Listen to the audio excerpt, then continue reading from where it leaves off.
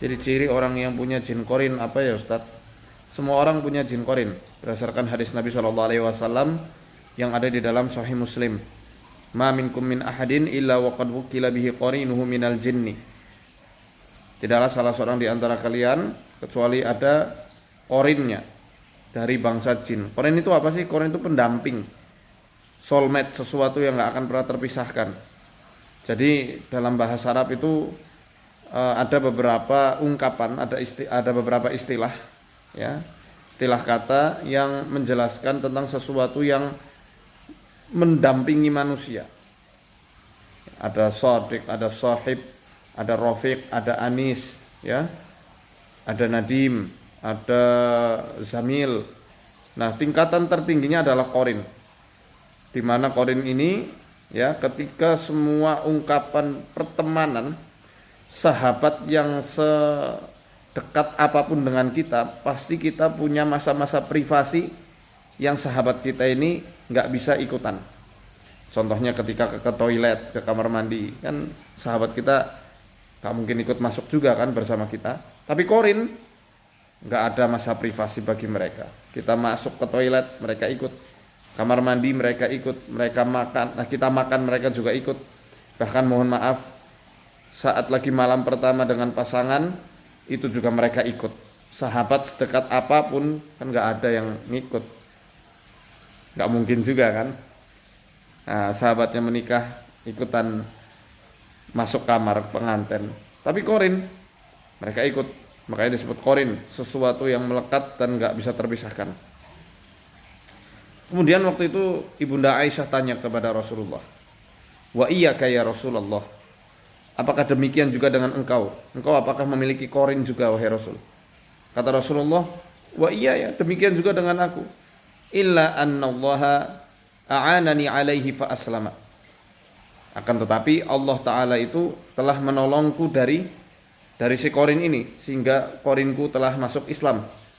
Fala ya'muruni illa bi khairin, dan tidaklah korinku ini menyuruh kepadaku kecuali pada kebaikan.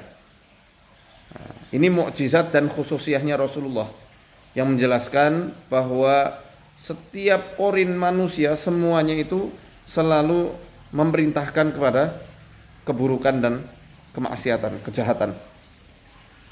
Makanya dalam surat Qaf ya, di situ Allah mengabarkan gimana kondisi orang-orang yang sudah ditetapkan neraka untuknya. Mereka cari kambing hitam, mereka nyalahkan jin korinnya sendiri. Aku punya korin ya Allah, ini sesat ini gara-gara korinku dulu yang menyuruhku pada kesesatan. Korinnya nggak terima. Kamu sesat sendiri, kenapa kok nyalahkan aku? Jadi antara manusia dengan jin korinnya kelak di pengadilan atau mahkamah akhirat akan saling berbandah-bandahan, bermusuh-musuhan dan saling menyalahkan. Puncaknya adalah khutbah dari pimpinan tertinggi para setan-setan korin, yakni iblis laknatullah alaih, yang Allah abadikan itu dalam surat Ibrahim ayat 22. Ya, nanti teman-teman bisa buka Qur'annya, di situ ada khutbahnya iblis pada para pengikut-pengikutnya yang sudah ditetapkan masuk neraka. Ya. Inti ucapan dari khutbah panjang iblis, dia cuma mengungkapkan satu kalimat yang yata'athar, benar-benar berefek pada kita yang masih hidup, yang masih baca Quran hingga sekarang. Ya. Kata iblis apa? Aku nggak punya kekuasaan untuk menyesatkan kalian. Illa an da'autukum fastajabatum li. Kecuali aku hanya melambai-lambai, menyeru kalian, ini ada maksiat, ini ada kesalahan, ini ada kesesatan. Enak loh kesesatan ini, enak loh khomer ini, enak loh zina itu, enak loh korupsi itu, enak loh kemaksiatan ini. Sini, kesini sini. Ya. Jadi iblis cuma bisa melambai-lambai. Lah manusianya yang ngekor, manusianya yang ikut. Maka iblis saat itu nggak terima kalau disalah-salahkan terus. Ya walaupun memang salah. Ya. Akhirnya dia katakan fala talumuni walumu anfusakum. Jangan kalian cerca aku, cercalah diri kalian sendiri. Udah tahu salah, udah tahu sesat, udah tahu batil, kenapa ikuti? Nah, jadi dia terlepas diri itu ya, memang keterlaluan sekali itu. Ya, puncaknya itu. Nah, yang nggak dimiliki semua orang hanyalah khodam, maaf. Hanyalah khodam dari bangsa jin. Kalau khodam itu terinstal melalui ilmu-ilmu yang batil, ilmu sesat, atau dari perjanjian dengan para setan, baru ada yang namanya khodam. Khodam itu artinya perewangan, pembantu, pelayan.